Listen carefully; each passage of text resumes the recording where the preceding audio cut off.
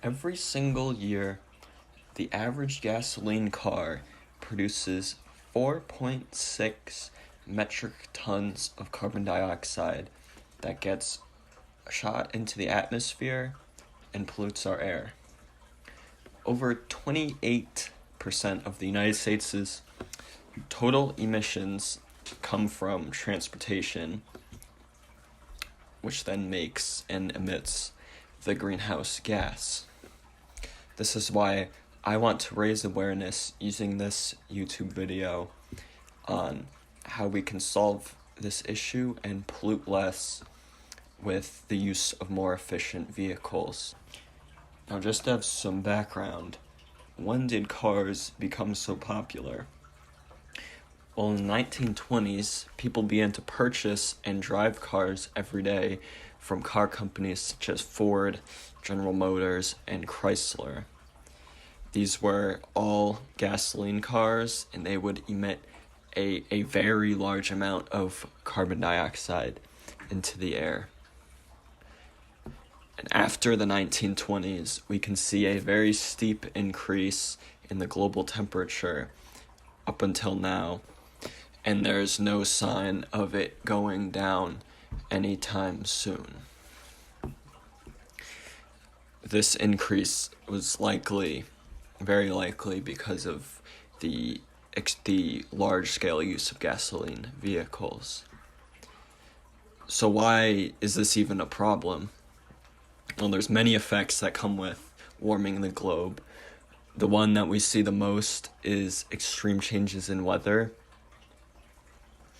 Scientists agree that the Earth's rising temperatures are fueling longer and hotter heat waves, more frequent droughts, heavier rainfall, and more powerful hurricanes. This is a quote from the website NRDC. We can see the damages ourselves in our day-to-day lives on the TV in places like California, where we see huge wildfires across a very large portion of the state that cost many, many dollars to recover from. We also see strong storms. I've seen them in my own house, around my own house. I've had many trees fall over because of these storms. Large chunks of ice are falling into the water, breaking off from glaciers, falling into the water, which then, once they melt, raises the sea level. The coral reefs become bleached and then they die. The coral reefs are home to countless organisms and sea life.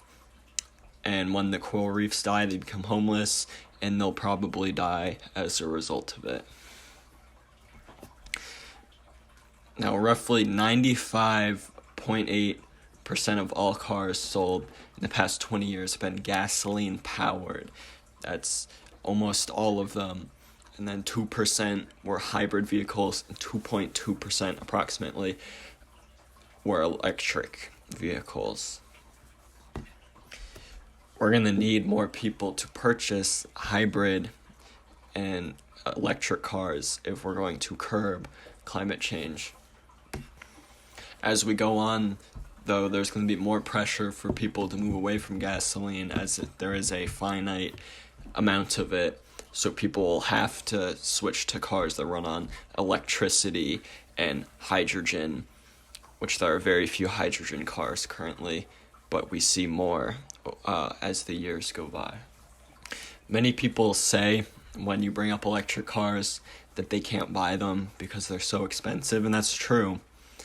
A Tesla, they start at, the cheapest Tesla is around $40,000, which is nothing to scoff at.